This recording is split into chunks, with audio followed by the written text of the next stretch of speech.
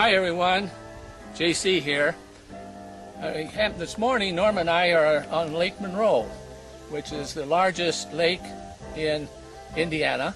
It covers some 24,000 acres, and we're going to start today here. This is the lake that we live on. We live in a development called The Point, and it's made up of 16 villages. There's now almost 1,000 residents in that complex. The storm is coming in this morning. We were going to make a tour of that, but it's going to pour cats and dogs here in a few minutes, and we won't be able to do much. So we'll do that at the end of the tour. And when I say tour, tomorrow morning, Norm and I will be traveling to Andy and Jesse's in Clinton, New York, and we'll be traveling for 2 days. I'm not going to bore you with a travel film during our trip, but we will start our visit again when we arrive in Clinton. Now, let's see. Well, you're not all there yet, but those of you who are there look grand. And I'll say goodbye now, and we'll leave it there.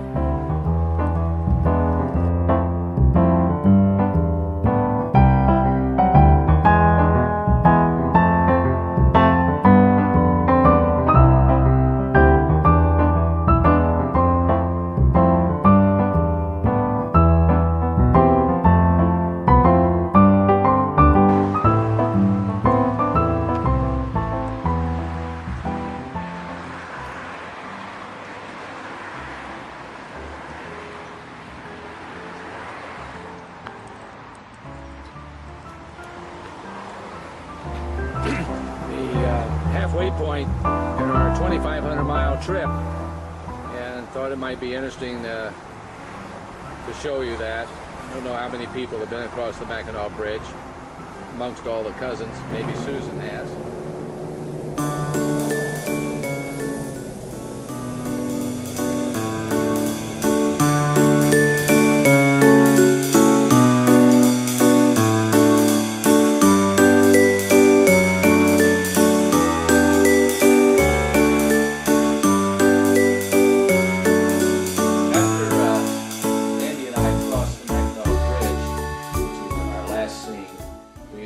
Here in northern Wisconsin at the cottage, which Andy and I have spent the last 2 weeks doing maintenance. Now, Andy might disagree that it was just merely maintenance. At some point, I might have to agree with him. But the point of this part of the film is to illustrate to you the impact that the Cogswell family has had on our being here on Butternut Lake. For example, you'll see the mantle and the hearth of this fireplace, which Andy and I made, is Cogswell stone, actually milled at the Cogswell Mill, which was relocated to Bedford. In 1941, PM, I don't know if you can see this photograph, this is PM Cogswell here, along with my father and this little guy, 3-year-old JC, is actually taken here on the property. The folks rented the property after the war in '46. It was because of PM that enabled my mother to purchase the property, and that's why we're here. Now, our next stop will be in Bloomington, and we will be going through PM's home, which he built in 1925. And by the way, this is my friends here, Yogi, and what's the name of this guy, Andy? Boo Boo. Boo Boo. So with that, we'll return to Bloomington, Indiana.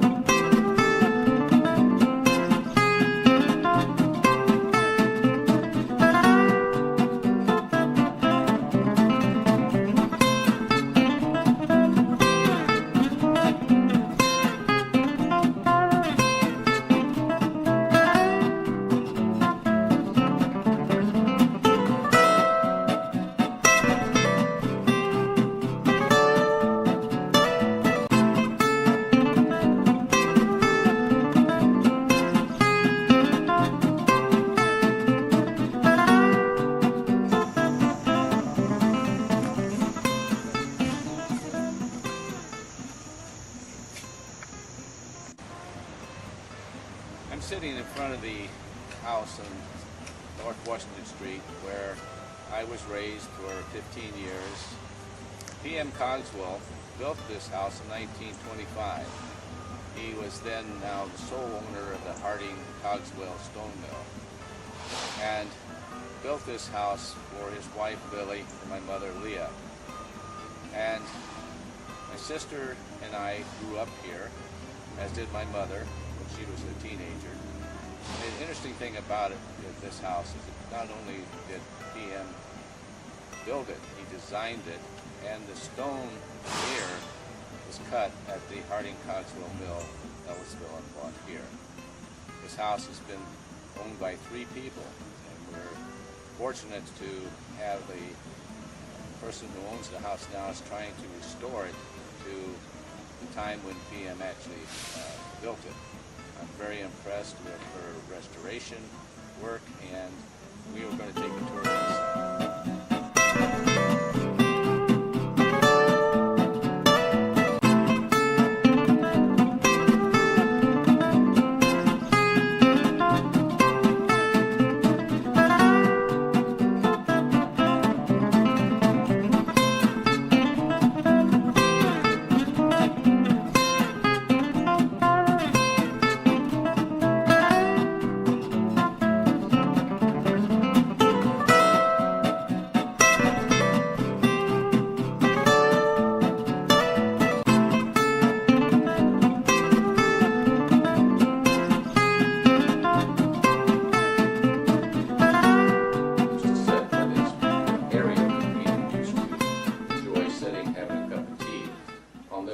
Here was a dartboard. He was a great fan of darts, and the interesting thing about it, when he designed the house, the distance from that wall to this wall was regulation for darts. The stone for the house was cut at the Ellisville Mill and brought here to Bloomington. PM designed the house, and he and Lily and my mother Leah lived here until PM's death. At that time, Mom and my dad Charles and my sister and I, Sister Leah, lived here until 1953. So in essence, my sister and myself grew up here, and my mother spent her teenage years here growing up. So the house means a lot to us. We're now guests of Nancy Litbosky, and we are privileged to know that she is in the restoring the house pretty much to where it was when PM built it. There's only been 3 owners of the house, and it's PM, the Mosses, and now Nancy. So it's a real joy to meet somebody who really cares about the house and wants to bring it back to its former position of glory. Now that's about it for this particular house of PM's. We'll visit briefly, not the interior, but we'll briefly visit Bill Cogswell's residence on the other side of town. And we'll stop by Andy's home on 1st Street, but that's not.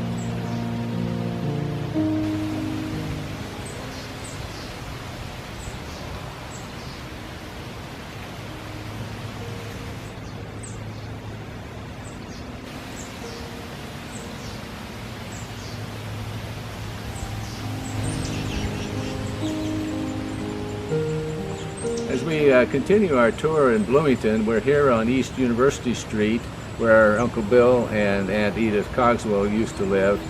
As you recall, Bill was brought over to the United States by my grandfather, P.M. Cogswell, to learn the trade of stone cutting. He later took over the mill when my grandfather, P.M., died, and was the president of the mill until his death later in life there. We always enjoyed coming over here and visiting. It was always a lot of fun to visit Bill and Edith, and we just wanted you to see the place where they lived and where we enjoyed the good times with them. Now, I would like to say to all of you at the reunion, we're very sorry we couldn't be with you, Andy and Jesse and Norman and I. We just can't make this trip this time, but we want to wish you well and wish you the very best.